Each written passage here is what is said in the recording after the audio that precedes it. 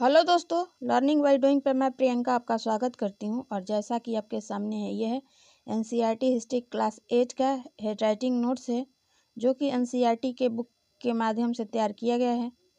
मुझे उम्मीद है कि इस हैंडराइटिंग नोट से एग्ज़ाम में काफ़ी आपको हेल्प मिलेगा। तो दोस्तों, आज की वीडियो में जो हम डिस्कस करने वाले हैं वो है अध्याय 1 में आज का जो लेसन है वो है कैसे, कब और कहाँ। चलिए देखते हैं इसमें क्या डिस्कस किया गया है। तो दोस्तों, इसमें सबसे पहले जो बात किया गया है वो है रॉबर्ट क्लाइव ने रेनेल को हिंदुस्तान के नक्शे तैयार करने का काम सौंपा था और भारत पर अंग्रेजों की विजय के समर्थक रेनेल को वर्चस्व स्थापित करने की प्रक्रिया में नक्शे तैयार करना बहुत महत्वपूर्ण लगता था। ठीक है, रॉबर्ट क्लाइव कौन था? तो दोस्तों, ये अंग्रेज था और रेनेल नाम के व्यक्ति को हिंदुस्तान का नक्शा तैयार करने का काम सौंपा गया था। आगे जो बात किया गया है दोस्तों वो है कि भारत के लोग स्वेच्छापूर्वक अपने प्राचीन पवित्र ग्रंथ ब्रिटिश सत्ता की प्रतीक ब्रिटेनिया को सौंप रहे थे, मानो वह उसे भारतीय संस्कृति की रक्षा के लिए आने का आग्रह कर रहे हों। ठीक है, आगे जो इसमें बात किया गया दोस्तों वो है भारत का प्रथम गवर्नर जनरल वॉरेन हेस्टिंग्स था और भारत का आखिरी वायसराय लॉर्ड माउंटबेटन था। ठीक है, आगे जो बात किया गया दोस्तों वो है कि 1817 में स्कॉटलैंड के अर्थशास्त्री और राजनीतिक दार्शनिक जेम्स मिल ने 3 विशाल खंडों में ए हिस्ट्री ऑफ ब्रिटिश इंडिया यानी ब्रिटिश भारत का इतिहास नामक एक किताब लिखी। और इस किताब में जेम्स मिल ने भारत के इतिहास को हिंदू, मुस्लिम और ब्रिटिश इन 3 कालखंडों में बांटा था। आगे जो बात किया गया है दोस्तों आपका वो है, इसमें बात किया गया दोस्तों ब्रिटेन की रानी विक्टोरिया का तीसरा बेटा जो था राजकुमार आर्थर को ड्यूक ऑफ कनाट की पदवी दी गई थी। और आगे थोड़े से और हम चले तो दोस्तों इसमें बात किया गया है इतिहास को हम अलग अलग कालखंडों में बांटने की कोशिश इसलिए करते हैं क्योंकि इसकी भी एक वजह है।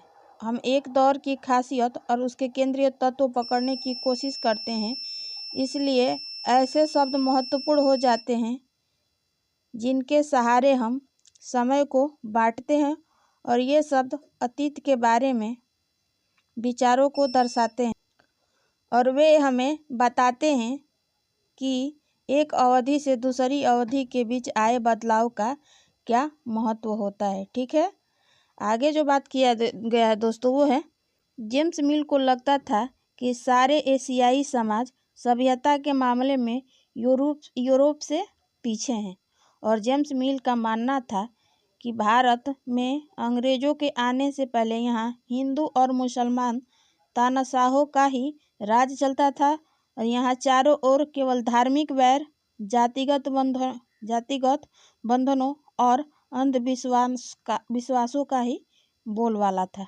ठीक है दोस्तों, आगे जो बात किया गया है दोस्तों वो है मिल ने तो यहाँ तक सुझाव दिया था कि अंग्रेजों को भारत के सारे भूभाग पर कब्जा कर लेना चाहिए ताकि भारतीय जनता को ज्ञान और सुखी जीवन प्रदान किया जा सके।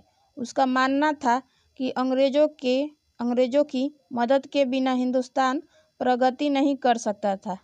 ठीक है, आगे जो बात किया गया दोस्तों वो है अंग्रेजों द्वारा सुझाव गए वर्गीकरण से अलग अलग हटकर इतिहासकार भारतीय इतिहास को आमतौर पर प्राचीन, मध्यकालीन तथा आधुनिक काल में बांटकर देखते हैं। आगे जो बात किया गया दोस्तों वो है कि पश्चिम में आधुनिक काल को विज्ञान, तर्क, लोकतंत्र, मुक्ति और समानता जैसे आधुनिकता की ताकतों के विकास का युग माना जाता है। अंग्रेजी शासन तो दोस्तों पश्चिम में आधुनिक काल को विज्ञान, तर्क, लोकतंत्र, मुक्ति और समानता जैसे आधुनिकता की ताकतों के विकास का युग माना जाता है। आगे जो बात किया गया है दोस्तों वो है अंग्रेजी शासन वाले युग को इतिहासकार उपनिवेशक युग भी कहते हैं। उपनिवेशक युग क्या होता है, चलिए इनके बारे में जानते हैं। तो दोस्तों उपनिवेशक युग जो होता है जिसमें कोई देश किसी देश के राजनीतिक, सामाजिक और आर्थिक रूप से दबाकर उस पर शासन करता है। जैसे भारत पर ब्रिटिश शासन का युग उपनिवेशिक युग कहलाता है। ठीक है, तो इस तरह आपको उपनिवेशिक युग समझ में आ गया होगा कि किसे कहते हैं। ठीक है, आगे हम बात करें आपसे दोस्तों, वो बात किया गया है दोस्तों, अंग्रेजों ने भारत को जीता और स्थानीय नवाबों और राजाओं को दबाकर अपना शासन स्थापित किया। उन्होंने अर्थव्यवस्था व समाज पर नियंत्रण स्थापित किया और अपने सभी खर्चों के लिए भारतीयों से राजस्व वसूल किया। ठीक है दोस्तों, आगे हम बात करें आपसे, वो है आपका दोस्तों, तो दोस्तों आगे जो बात किया गया है वो है ब्रिटिश शासन के कारण यहाँ की मूल्य मान्यताओं और पसंद नापसंद, रीति रिवाज, तौर तरीकों में बदलाव आए। और जब एक देश पर दूसरे देश का दबदबे से इस तरह के राजनीतिक, आर्थिक, सामाजिक और सांस्कृतिक बदलाव आते हैं तो इस प्रक्रिया को औपनिवेशीकरण कहा जाता है। तो दोस्तों औपनिवेशीकरण भी आपको समझ में आ गया होगा कि क्या होता है। ठीक है, आगे हम बात करें दोस्तों आपसे, वो है कि अंग्रेजी शासन द्वारा तैयार किए गए सरकारी रिकॉर्ड इतिहासकारों का एक महत्वपूर्ण साधन होता था और अंग्रेजों को यह भी लगता था कि तमाम अहम दस्तावेजों और पत्रों को संभाल कर रखना जरूरी है। महत्वपूर्ण दस्तावेजों को बचाकर रखने के लिए उन्होंने अभिलेखागार और संग्रहालय जैसे संस्थान भी बनवाए। ठीक है, आगे जो बात किया गया दोस्तों वो है अंग्रेजों का विश्वास था कि किसी देश पर अच्छी तरह शासन चलाने के लिए उसको सही ढंग से जानना भी जरूरी होता है। और दोस्तों इसमें बात किया गया है कि 19वीं सदी की शुरुआत तक पूरे देश का नक्शा तैयार करने के लिए बड़े बड़े सर्वेक्षण किए जाने लगे। आगे जो बात किया गया है दोस्तों आपका वो है गांव में राजस्व सर्वेक्षण किए गए और इन सर्वेक्षणों में धरती की सतह, मिट्टी की गुणवत्ता, वहां मिलने वाले पेड़ पौधे और जीव जंतुओं तथा स्थानीय इतिहासों और फसलों का दोस्तों ये फसलों का है का पता लगाया जाता था। ठीक है, आगे जो बात किया गया दोस्तों वो है जनगणना के जरिए भारत के सभी प्रांतों में रहने वाले लोगों की संख्या, उनकी जाति, इलाके और व्यवसाय के बारे में जानकारी इकट्ठा की जाती थी। इसके अलावा वनस्पतिक सर्वेक्षण, प्राणी वैज्ञानिक सर्वेक्षण, पुरातत्वीय सर्वेक्षण, मानव शास्त्रीय सर्वेक्षण, वन सर्वेक्षण आदि कई दूसरे सर्वेक्षण भी किए जाते थे।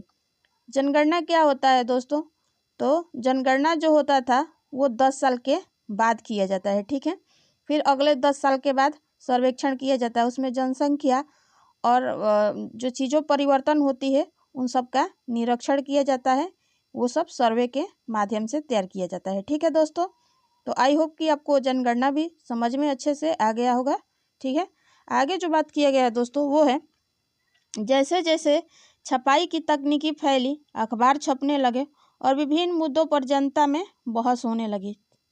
तो जाहिर सी बात है दोस्तों कि कोई भी न्यूज़ जो विवादित न्यूज़ आता है तो उस पर जनता आपस में तर्क करती है, बहस करती हैं और काफ़ी उसमें से विचार और निकल कर और मुद्दे भी निकल कर आते हैं, फिर एक दूसरे से तर्क होते हैं। ठीक है, ये सब तर्क के माध्यम से चीज़ें निकल कर आती हैं।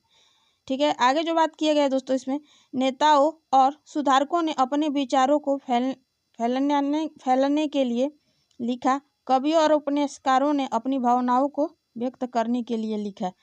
तो इस तरह आपका अध्याय 1 जो है समाप्त होता है। मुझे उम्मीद है कि एक एक चीज़ इसमें बताई हुई आपको अच्छे से समझ में आया होगा।